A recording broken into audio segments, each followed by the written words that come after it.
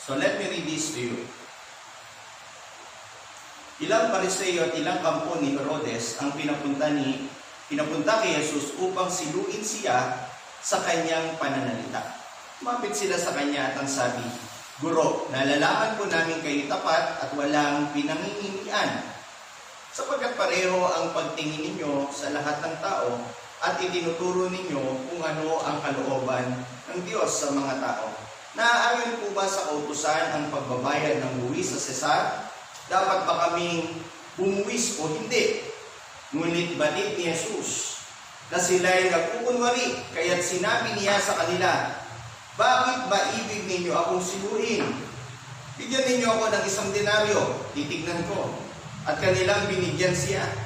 Kaninong larawan at pangalan na nakaukit dito? Tanong ni Jesus. Tanong ni Jesus sa Cesar po, tugon nila. Sinabi ni Jesus, "Ibigay ninyo sa Cesar ang sa Cesar at sa Diyos ang sa Diyos." At sila'y namangha sa Kanya.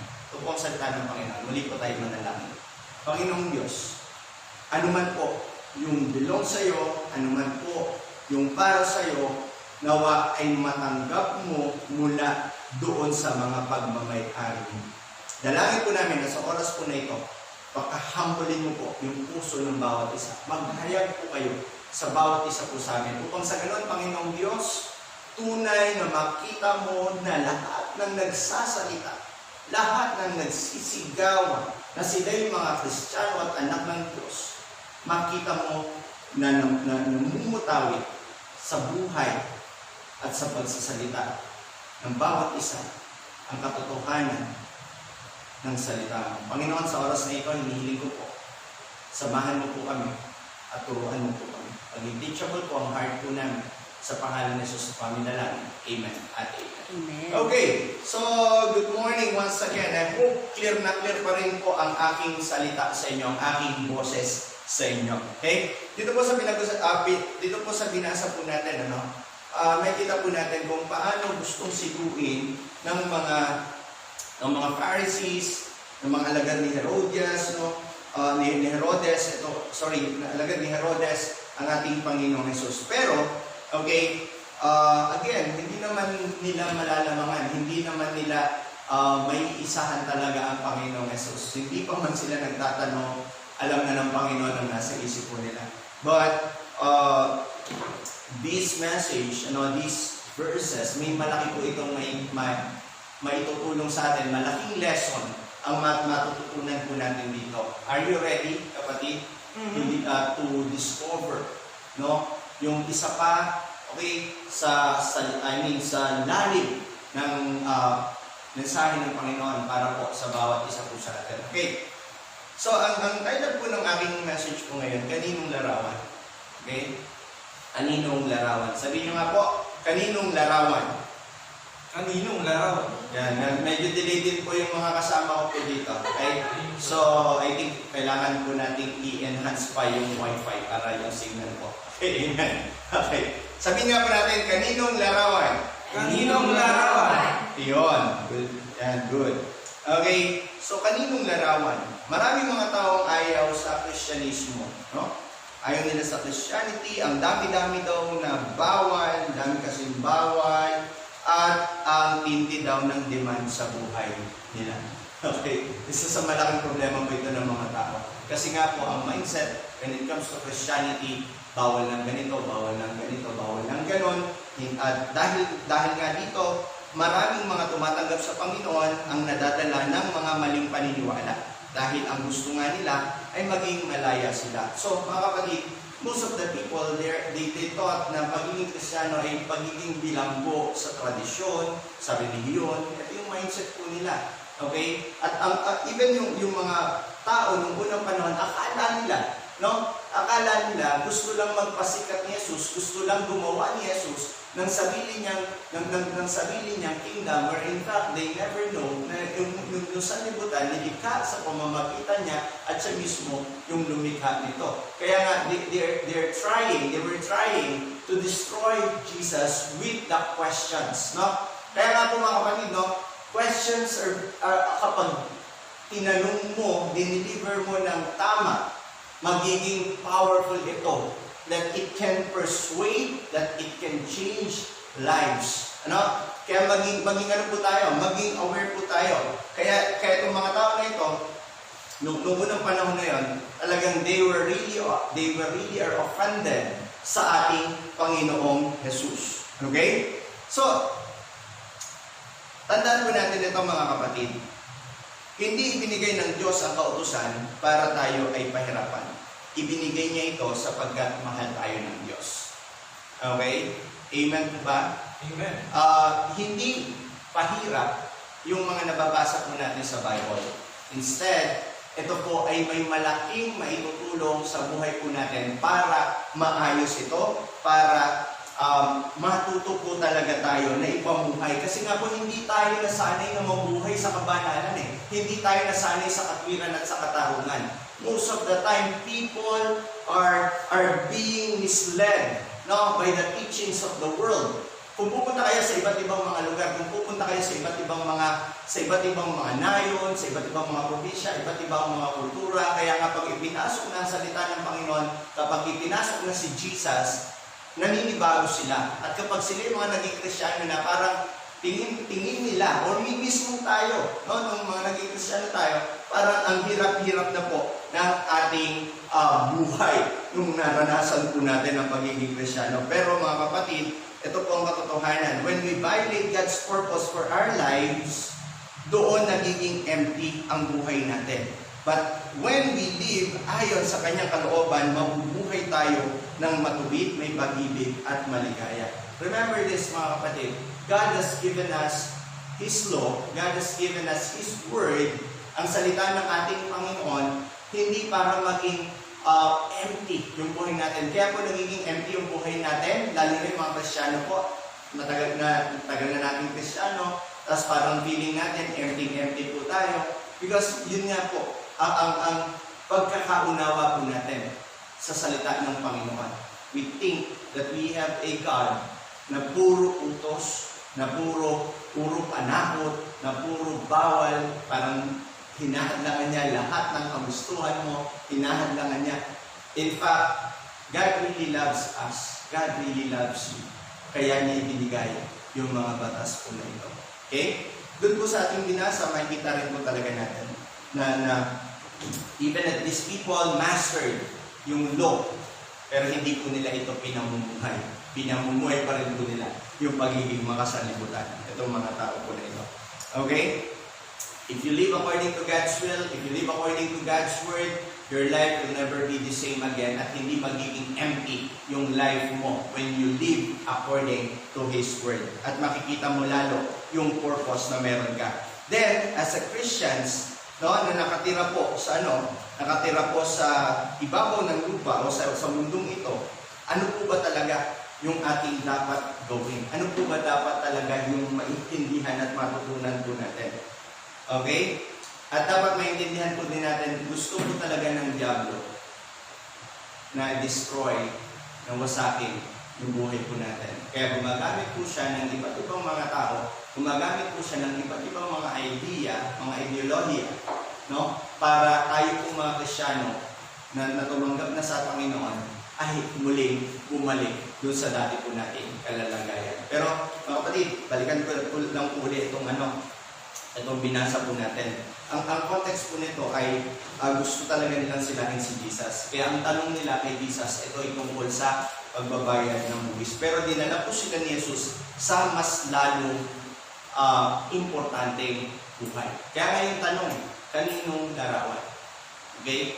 Maraming nag-struggle po tayo sa buhay nito. Marami lalo ngayong pandemic. Marami tayong mga questions sa isip po natin, sa buhay po natin. And somehow yung iba nanghihina, somehow yung iba ginaganahan lalo. Okay? Yung mga adventurous people, okay, parang gusto ko itong mga ganito, punong-puno ng aksyon, punong-puno ng mga challenges. Tapos yung iba naman na medyo, alam yun, mahina yung loob, parang ayoko na. Parang gusto ko na sumuko. Pero being a Christian, mga kapatid, this is a strong word, yung pagiging Kristiyano. Why? Because dito sa Christian, dun sa salitang Christian ito, nandun yung pangalan ng ating Panginoong Jesucristo, which is the name Christ. Kaya kaninong larawan? Pero itong larawan na ito, kailangan nating malaman una yung larawan ng katwiran. Okay? Sabihin ko nga, kapatid, larawan ng katwiran. Larawan ng katwiran. Yon. Doon sa verse 14, sabi ko dito, lumapit sa kanya at ang sabi, Guro, nalalaman namin kayo tapat at walang pinangingimian sapagkat pareho ang pagtingin ninyo sa lahat ng tao at itinuturo ninyo kung ano ang kalooban ng Diyos sa mga tao. Naaayon po ba sa kautusan ang pagbabayad ng buwis sa sasat?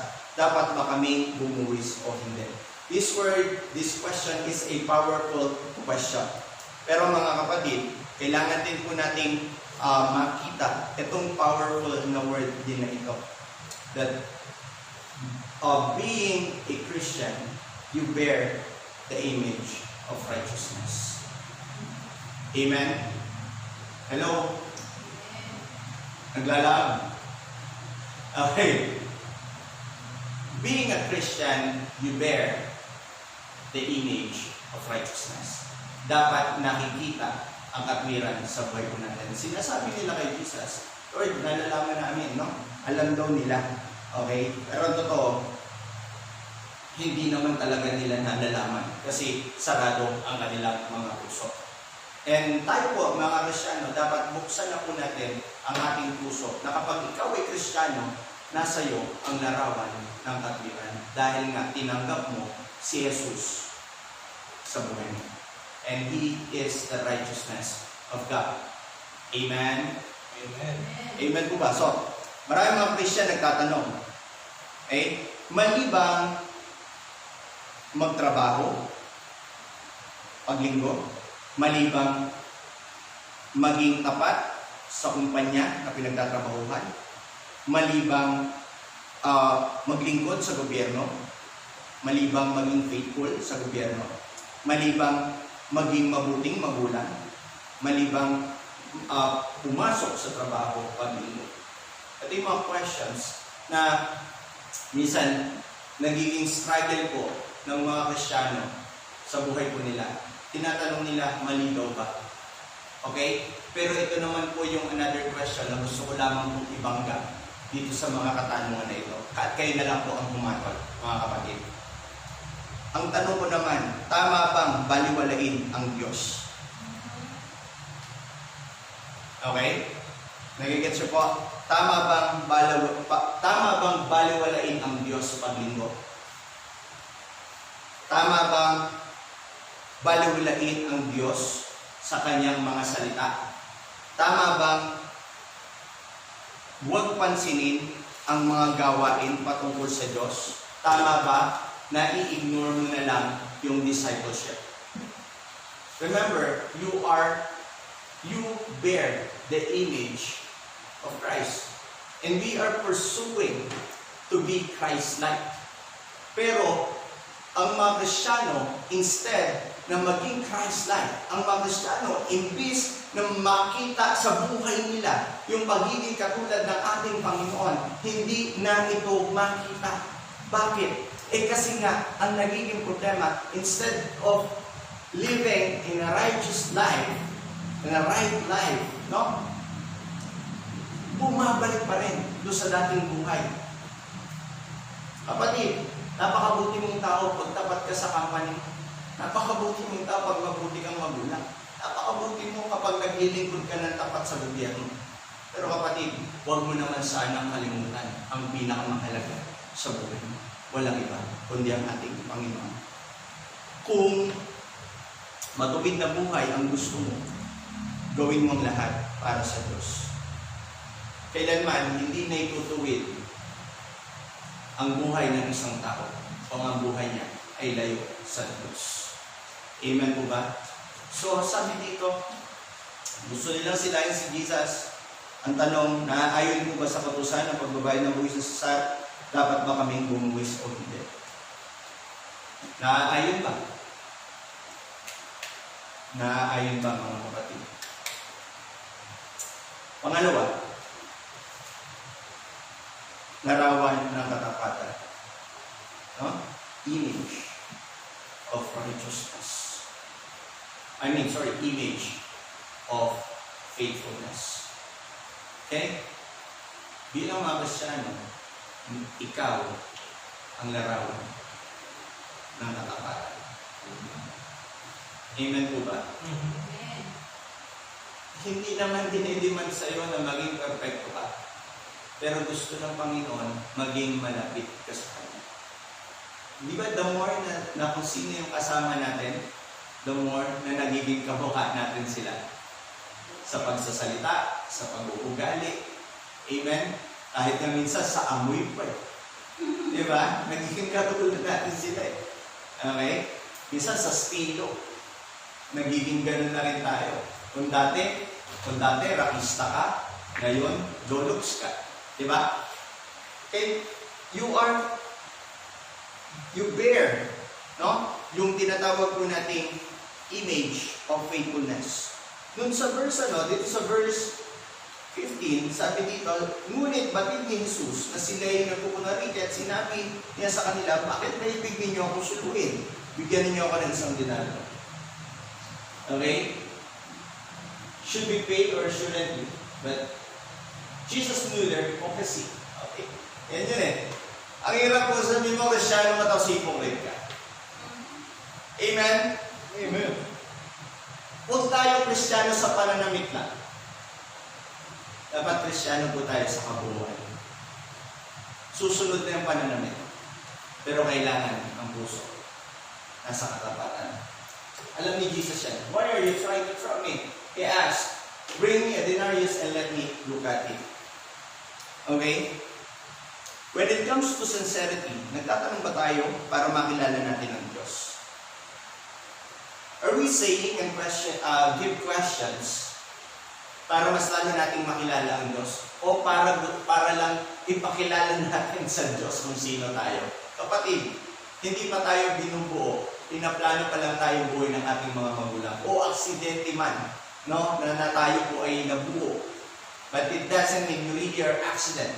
God planned you to enter to this world. But, hindi niya pinlano na maging hindi ka tapat. Hindi niya pinlano na maging hypocrite ka. Kaya nga, ang daming mga Kristiyano offended sa katotohanan. Kaya mas minarapat na lang nila na huwag na lang laliman ng pagiging Kristiyano, kundi maging makiray na lang. Ito po yung malaking problema po sa sangka-Kristyanuhan ngayon. Okay? Malaking problema. Hindi lang po ito problema sa ating mga simbahan, pero ito po yung malaking problema sa sangka-Kristyanuhan. Kung mapapansin niyo po, instead of maraming mga simbahan lumalapit sa Panginoon, they are creating their own theology, they're creating their own doctrine, they're creating their own practices and style para lang ma-attract yung mga tao. Pero mga kapatid, ang totoong attraction ay hindi sa gawa natin, kundi na kay Kristo mismo. If we really share the gospel, if we really share Christ sa mga tao, faithfully, sincerely, then somehow, actually, effectively, makikita po talaga natin yung paglapit ng mga tao sa ating Panginoon. Kaya nga po, as Christians, we are, okay, the picture or the image yung tinatawag po nating faithfulness. Kailangan makita po sa atin ito. Akala po nila si Jesus masisilo po nila. Nasa ganun yung mga tao magagalit sa kanila. Kapatid, sabihin ko sa ito, kung tapat ka na namumuhay bilang Kristiyano, nagkamali ka, nagkasala ka, but you testify kung ano yung ginawa ng Panginoon sa buhay mo. Regardless ng mga maling nagawa mo, ng mga kasalanan nagawa mo, your testing one day will become your testimony. Hindi mo kailangan magtago ng baho mo. Kasi ang bango ng Panginoon, maaamoy, makikita ang ganda ng Panginoon sa buhay na mayroon ka. Kapatid, kaninong larawan ang larawan na dinadala ko ng bawat isa po sa atin. Kaya ni-encourage kita, kapatid, make a real question. Make a powerful question sa buhay mo. Okay? kaya ba ako naglilingkod? Kaya ba ako umaattend sa church? Kaya ba ako sumisimba o sumasamba para maging katulad ng Panginoong Jesus, maging kawangis ng Panginoong Jesus. Jesus is always faithful, kailanman hindi siya nanloloko. At dapat ito rin yung larawan na dinadala ng mga anak niya. Amen po ba? Amen. Number 3, larawan ng Diyos. Kaninong larawan? We bear, okay, the picture, the image of God. Hindi ko sinabing maging mukhang Diyos-Diyosan ka. Pero, tayo, ikaw, ako, tayo ang representative ng Diyos dito sa ibabaw ng lupa. Okay? Tayo yung may dala-dala ng mabuting balita para sa mga tao. Dun sa verses na ito, dun sa verse 17, or 16 and 17, sabi ko dito, at kanilang binigyan siya. Kaninong larawan at pangalan na nakaukit dito? Tanong ni Jesus. Sa Cesar po ito nila. Sinabi ni Jesus, ibigay niyo ang sa Cesar, at sa Diyos, ang sa Diyos, at sila'y namangha sa Kanya. Si Jesus po hindi nagpapamangha, pero maraming tao namamangha. Ang mga Kristyano hindi mo kailangan magpamangha. Pero kung ipamumuhay mo, ang buhay na katulad na ipinamuhay ng Panginoong Jesus, people will really amaze. Their minds will explode. Okay? So sabog ang utak nila. Kaya isip. Bakit ganito na itong tao na ito? Hindi naman ito ganito dati. Okay? Kaysa naman, yung buhay po natin, katawa-tawa. Hindi ka mangha-mangha. Tinan mo yun yung Kristiyano, hindi naman halata. Tinan mo yung Kristiyano mo, nakakatawa. Iba po yung Kristiyano nakakatuwa sa Kristiyano nakakatawa. Amen? When we bring the message to the people, we're sending them the message of God, not the jokes of God. Si Lord faithful. Amen? Therefore, tayong lahat, in our living, makita sa atin ay pinamumuhay natin kung anong plano ng Panginoon, kung sino ang Panginoong Jesus sa atin. Okay? Sabi dito, give to the authority what belongs to them. Kanina yun po yung question eh. Mali ba? Mali ba na pumasok ako pag-linggo? Kasi may pinapapasok ako. Kasi may trabaho. Eh gusto ko lang din naman po, sabi niyo, Pastor, magpasailalim sa mga namumuno. Well, we have no question about that. Go. Magtrabaho ka ng linggo. Be faithful to your company. Be faithful to your boss. Naintindihan po ba natin? Pastor, nagtatrabaho ko sa government and somehow, minsan, kahit linggo, kinakailangan na umalis kami, kinakailangan na pumunta kami doon at hindi kami makapagsamba ng linggo. Because the government demands it from us or to us. Sige, gawin mo. Hindi tayo magtatalo dyan. Pastor, kailangan ko magtrabaho para sa pamilya ko. Patingin ko, Pastor, kailangan ko magtrabaho para sa pamilya ko. Dahil sabi mo, maging mapagmahal, maging responsable sa pamilya. Okay, sige, go.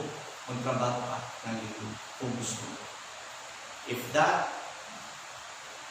thing makapagpapasaya sa Panginoon at sa iyo, then go. Gawin mo yan. But again, let me tell you this. Hindi lang dapat yun at hindi lang dapat doon ang maging faithful. Kaya nga mga kapatid, dinaluwa na nga po natin yung service natin.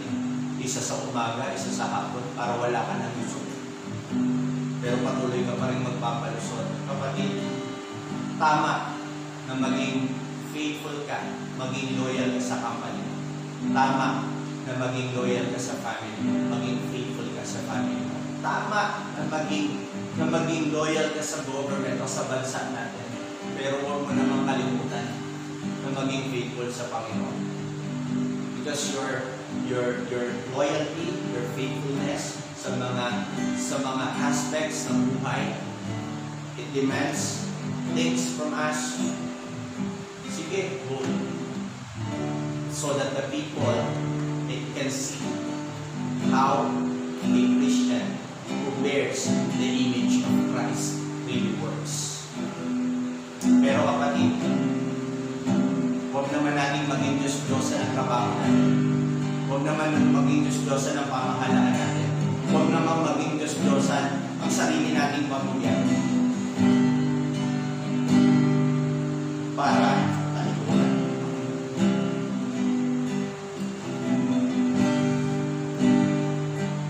Do not neglect and forsake the one whose face became the pattern and model of righteousness and authority.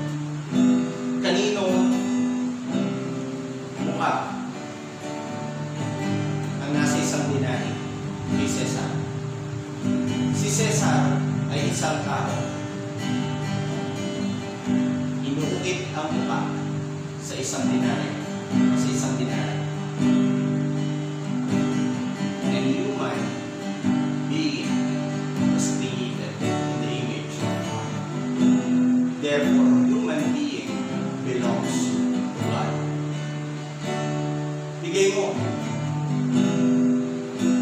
ang sa authority dito sa lupa.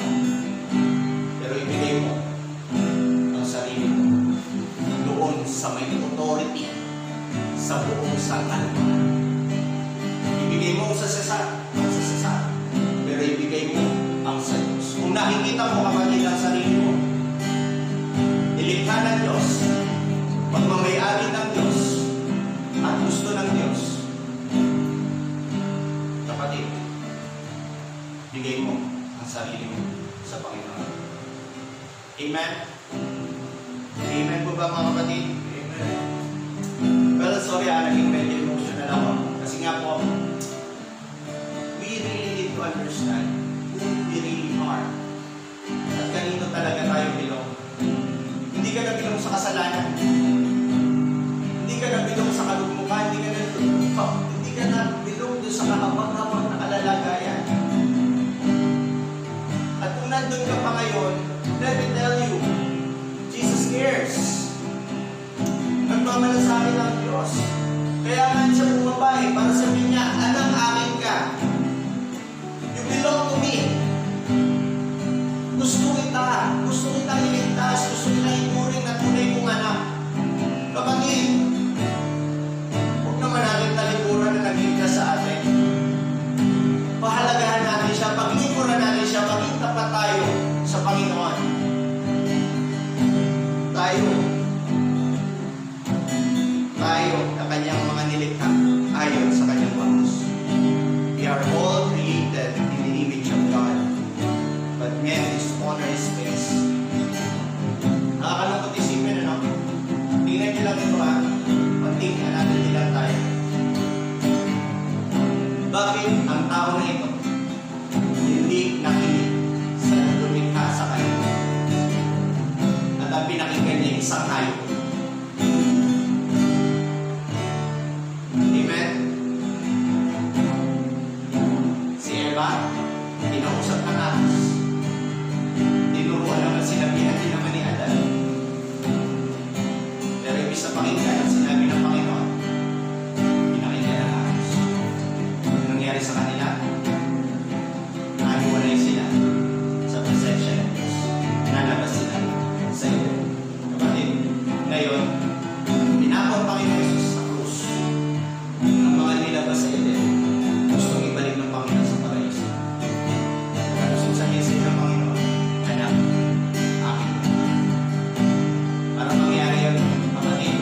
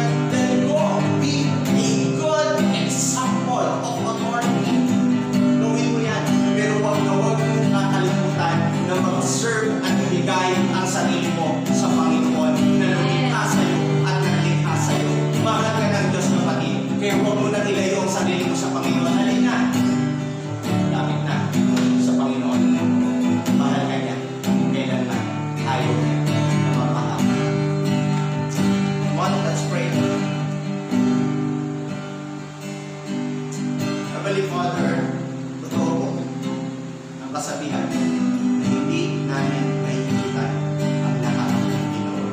Pero kung minsan, dahil sa takot, dahil sa pag-aalala, dahil sa matinding kalungkutan, ay pagpapalit ka namin, Panginoon, sa mga bagay na mahalaga naman. Pero, Panginoon, nilalayo naman kami nito sa iyo. Lord, sana ma-realize po ng lahat ng nakikinig kayo. The more na nagsiserve kami sa iyo, the more na ikaw ang nasa gitna ng aming buhay, the more na ikaw ang hari ng aming buhay.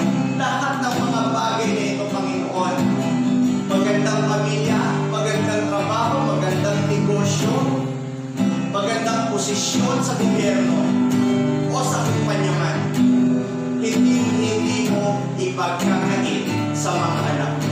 Lord, turuan mo na kami maging tapat. Turuan mo kami magpasakot sa kalooban mo.